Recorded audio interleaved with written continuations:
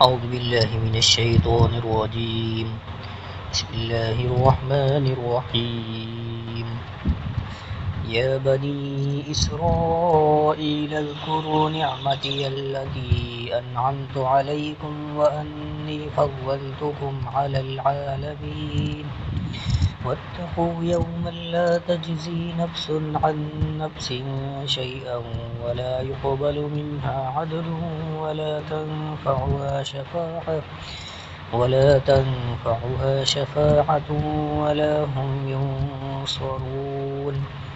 وإذ ابتلى إبراهيم ربه بكلمات فأتمهن قال إني جاعلك للناس إماما قال ومن ذريتي قال لا ينال عهد الظالمين.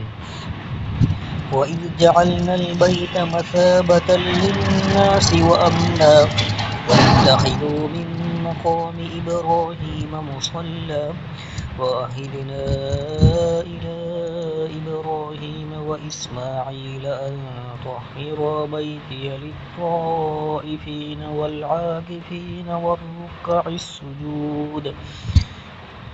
صدق الله العظيم.